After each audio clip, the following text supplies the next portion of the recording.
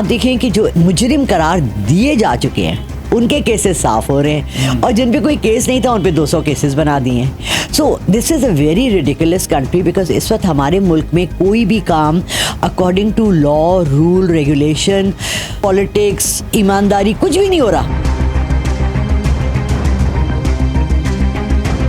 Prediction है वो ये है, इस मुल्क में इलेक्शंस का कोई फ़ायदा नहीं है। टाइम का ज़िया, पैसे का ज़िया, लोगों का ज़िया। ठीक है, आपको इतनी सिलेक्शन कर ली है, बस आप सिलेक्शन अनाउंस कर दें, ख़त्म हो गई बात। आपका क्या ख्याल है कि अगर चोर और डाकुओं को हम हुक्मरान बना लेंगे तो बिजनेस बेहतर होगा? अगर बिजनेस में बेहतर होना होता तो इनके दिन उन्होंने 3 हुकूमतें की हैं ना, नून लीग ने भी और पीपल्स पार्टी ने भी। कब बेहतर हुई हमारी इकॉनमी?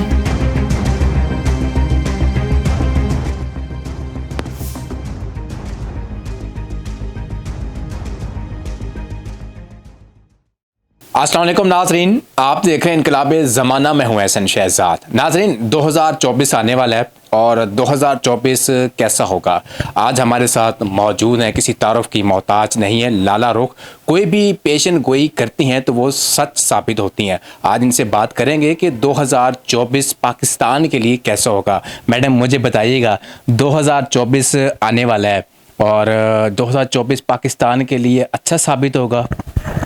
वालेकुम अस्सलाम, इय्याका नअब्दु व इय्याका नस्तईन। देखिए, ऐसन बात ये है कि ये जो दिसंबर का महीना है ना, इसकी तमाम जो ये ऐसे है जैसे कि न्यूक्लियर एक्सप्लोजन है हमारे मुल्क में। इतना बड़ा एक क्या कहें, भंवर कहें, क्या कहें, जिसमें कि ये मुल्क अताब में फंसा हुआ है पिछले 2-3 साल से। ठीक है, अब उसके रिप्रकशंस हमने देखे हैं। जब केयर टेकर गवर्नमेंट आई, आपने देखा, मैंने देखा। उससे पहले जब ये नवाज़ शरीफ और ये लोग आए, हमने देखा, आपने देखा। 1.5 साल इन्होंने कहा कि जी हम इस मुल्क के लिए ये करेंगे, ये करेंगे, कुछ भी नहीं हुआ। हर बात, हर बार, हर दफ़ा इमरान खान पीटीआई, इमरान खान पीटीआई का जप रहे थे ये लोग। उन्होंने किया, सारा कुछ उन्होंने किया। अच्छा चले, मैं हम मान लेते हैं सारा कुछ उन्होंने गलत किया। अगर आपके घर में खुदा ना ख्वास्ता चोर आए, डाकू आए, कुछ चोरी कर जाए, तो क्या अपने घर को आप सेट नहीं करते? उसके बाद क्या आप रिकवरी नहीं करते? कि अगर आपकी कोई चीज़ इंश्योरेंस हुई हुई है, आपकी गाड़ी चोरी हो जाती है, तो क्या आप रिप्लेसमेंट नहीं ढूंढते? बेहतरी तो करते हैं ना। हमने देखा 2 साल से सब स्टैंड स्टिल है। अभी भी आके ये वही बातें पुरानी कर रहे हैं, ये हुआ, सब इमरान खान ने किया। चले हम मान लेते हैं, सारा मुद्दा आप इमरान खान पे डाल दें। 2.5-3 साल में उसने वो तबाही की जो पूरे 40 साल में इन दोनों पार्टियों ने, पीपल्स पार्टी ने, नून लीग ने नहीं की। ठीक है ना। हम तो बात ये है कि चले हम सब ये बातें मान लेते हैं, ठीक है, मगर इसको ठीक किसने करना है? अब ये हमें फिर एक लॉलीपॉप दे रहे हैं और हम आई डोंट नो कि कौन यकीन कर रहे हैं इनकी बातों पे, क्योंकि सबको पता है कि अब ये लॉलीपॉप है। अब ये जो टाइम है, इसमें बहुत से लोगों के बहुत से मसाइल इस तरह के हैं जिसमें कि ये इलेक्शंस बड़े मुश्किल नज़र आ रहे हैं। नंबर 1, मरदमशुमारी नहीं हुई, उसके बगैर ये कह रहे थे कि जी शफाफ इलेक्शन हो ही नहीं सकते। नंबर 2, मेरा आईडी कार्ड जो लाहौर में बना, जिस पे एड्रेस मेरा पक्का एड्रेस लाहौर का डला हुआ है, मैं पिछले 20 साल में वोट नहीं डाल सक रही। ये मेरा मसला नहीं है, ये यहाँ सिर्फ लाहौर के आपको बता रही हूँ 50, 60, 70 हज़ार लोगों का या 2 लाख लोगों का ये मसला है। आप ये इन चीज़ों को क्यों नहीं पहले ठीक कर रहे कि हम अगर वोट देना चाहें तो हम लाहौर में दें? मेरी पैदाइश कोहाट की है, मैं कोहाट जाऊँ इलेक्शन में वोट डालने के लिए? नाजायज़ लगता है ना। 22 साल से मैं लाहौर में रह रही हूँ और मुझे इसकी शहरियत नहीं मिल रही। एक मुल्क में रहते हुए, एक शहर में रहते हुए मुझे वहाँ की राइट ही नहीं है कि मैं जब मैं डालती हूँ 8257 वो जो नंबर दिया होता है, इस पर अपना शनाख्ती कार्ड डालें, मुझे आता है आपका हल्का कोहाट में है और ये इन्फॉर्मेशन आपको इलेक्शन से 2 हफ्ते पहले दी जाती है ताकि आप कुछ भी ना कर सकें। ये एक तो छोटा सा मसला है। इसी तरह से लोगों के पास शनाख्ती कार्ड भी नहीं है।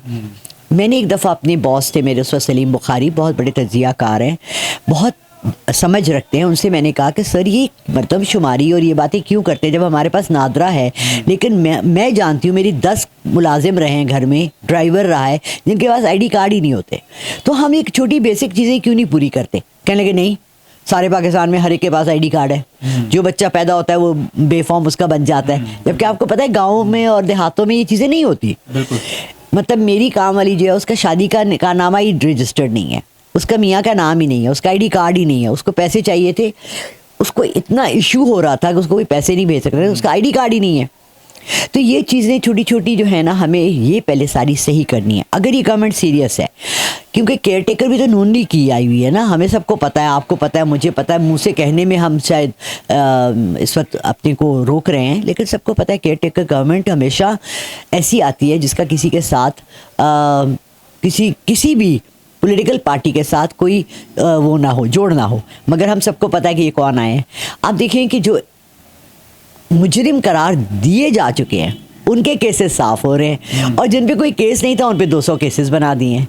सो this is a very ridiculous country, because इस वक्त हमारे मुल्क में कोई भी काम according to law, rule, regulation, politics, ईमानदारी कुछ भी नहीं हो रहा। तो हम किसको देख रहे हैं, हम क्या देख रहे हैं आगे? हम अंधे हैं, हम सबकी आंखों पे पट्टी बांध दी है इन्होंने, और हमें वो गोल गोल नहीं फिराते। वो कहते हैं जी किसी को भी पकड़ लो, अब आंखों पे पट्टी है तो हम क्या पकड़े, हम किसको देखें? हम तो देख रहे हैं कि हमारे साथ मजाक हो रहा है, खिलवाड़ हो रहा है।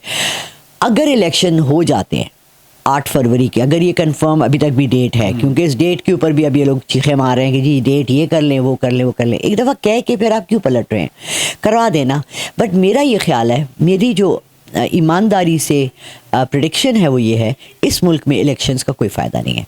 टाइम का ज़िया, पैसे का ज़िया, लोगों का ज़िया। ठीक है, आपको इतनी सिलेक्शन कर ली है, बस आप सिलेक्शन अनाउंस कर दें, ख़त्म होगी बात। हम क्यों ये मजाक कर रहे हैं ना? So let's not do it. अगर ये सिलेक्शन पे आते हैं और ये ले लेते हैं हुकूमत, तो विद इन 6 महीने, साल, फिर वोट ऑफ नो कॉन्फिडेंस कोई ना कोई करके इनको हटा देता है। वो हमारे लिए बेहतर रहता है लॉन्ग रन में, क्योंकि इन्होंने इमरान खान को तो इतनी बुरी तरह ढका है ना, हर तरफ से उसको वो किया हुआ है। आपको मैं जंजीरों से बांध दूँ और आपको कहूँ कि ये रेस में तुमने ही जीतना है, कैसे जीतोगे? तुम जब भागने में ही नहीं हो, तुम बाहर निकल ही नहीं सक रहे हो, तुम उस रेस में खड़े ही नहीं हो। यानी कि आपका कहने का मकसद है कि 2024 पाकिस्तान के लिए अच्छा नहीं है? बिल्कुल अच्छा नहीं है अगर इन्होंने अपने बातों को पलटा नहीं। देखिए, एक इदारा ऐसा है जो कि अनहोनी कर देता है, और उनकी ऑलरेडी मुलाकातें हो गई हैं इमरान खान से। इमरान खान 2-3 पॉइंट्स पे ज़रा अड़े हुए हैं। जिस दिन उन्होंने सर झुकाया और मान लिया, वो बाहर होंगे और सारा कुछ पलट जाएगा। और वो 15 दिसंबर तक अगर ना हुआ तो फिर समझ लें कि बहुत बुरा वक्त है पाकिस्तान के लिए। अच्छा मैडम, मुझे बताइएगा कि आप 2024 में मेशत कहाँ पे देखती हैं आप? क्योंकि अभी आपके सामने जो मेशत का हाल हो चुका है, इंडस्ट्री का हाल हो चुका है, बर्बाद हो चुकी है, कारोबार नहीं है, बिजनेस नहीं है, तो कहाँ पे देखती हैं 2024 में? तो आपका क्या ख्याल है कि अगर चोर और डाकुओं को हम हुक्मरान बना लेंगे तो बिज़नेस बेहतर होगा? अगर बिज़नेस ने बेहतर होना होता तो इनके दिन इन्होंने 3-3 हुकूमतें की हैं ना, नून लीग ने भी और पीपल्स पार्टी ने भी। कब बेहतर हुई हमारी इकॉनमी?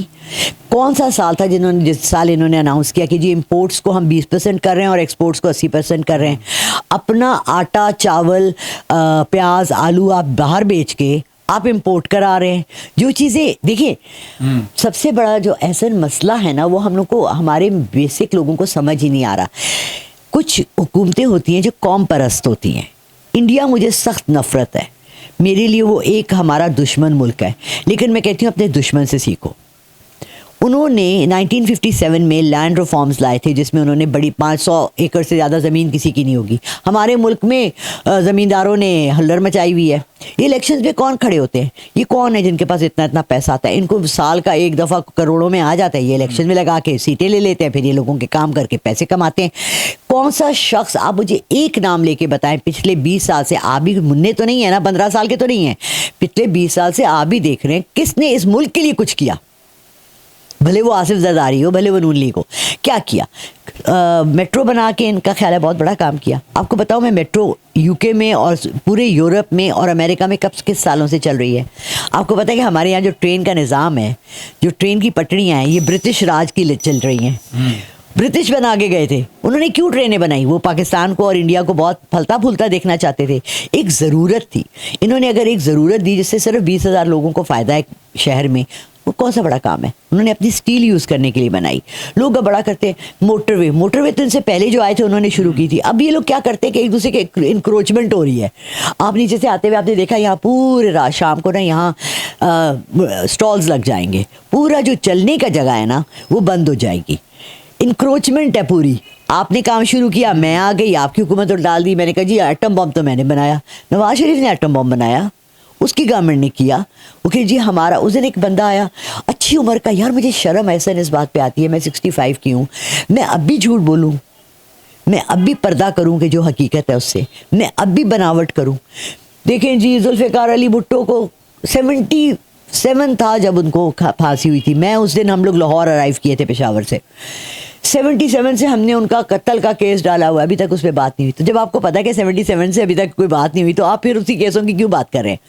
बेनज़ीर भुट्टो का मर्डर का कुछ पता लगा? कोई भी वहाँ वाक़या होता है उसका किसी का पता लगता है? सानिया लाहौर, अभी जो चलिए एक छोटी सी बात ले लेते हैं, पॉलिटिक्स को छोड़ते हैं। एक बिल्डिंग में आग लगी, आपको चाहिए था पूरे कराची क्या पूरे पाकिस्तान में आप इसको सख्त कर देते। एक बच्चे ने 6 लोग मारे गाड़ी के, आपने क्या किया? सिर्फ बाइकों वालों को पकड़ के उनका आप ड्राइविंग लाइसेंस चेक कर रहे हैं। बाइक वाले तो नहीं मारा ना, गाड़ी वाले ने मारा। गाड़ी वालों को ये हाथ क्यों नहीं लगा सकते? गाड़ी वालों को क्यों नहीं पकड़े? और बड़ी गाड़ियों वाले को, जिनके 14-14, 15-15 साल के बच्चे गाड़ियां चला के इस तरह के काम कर रहे हैं। यू नीड टू अंडरस्टैंड कि हमारा किबला गलत है। जब तक हम अपना किबला सही नहीं करेंगे, फॉर एग्जांपल आप घर में नमाज पढ़ें, आप किसी के घर जाते हैं, अब वहाँ नमाज पढ़ें, वो आपको कहते हैं अरे भाई किबला तो इस तरह से, आप उधर नमाज पढ़ें, तो आप क्या करते हैं? आप फिर से शुरू करते हैं ना, किबला सही करते हैं ना।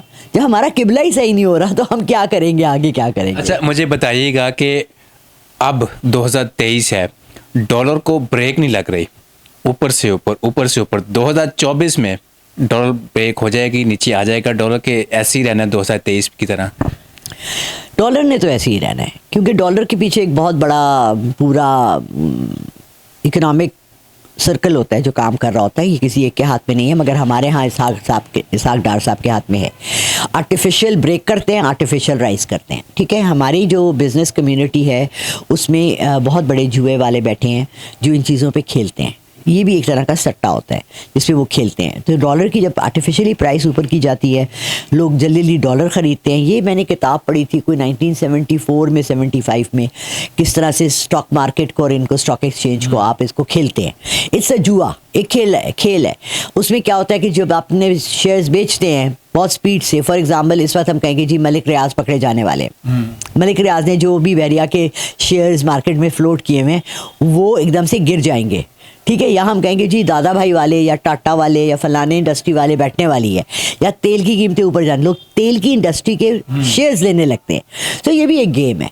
सो यू हैव टू अंडरस्टैंड कि हमें एक गेमों से निकलना है और इस मुल्क के लिए कुछ बेहतर करना है। नाज़रीन, आपने लारा रुख की बात सुनी और इनका यही कहना है कि 2024 आएगा मगर पाकिस्तान के लिए अच्छा साबित नहीं होगा। अगर हम अपना किबला दुरुस्त कर लें तो फिर शायद हो सकता है कि पाकिस्तान के जो इस टाइम हालात हैं 2023 के, जब 2024 आएगा तो इससे कहीं गुना बेहतर हो सकेंगे। नाज़रीन, मुझे दीजिए इजाज़त, अल्लाह हाफ़िज़।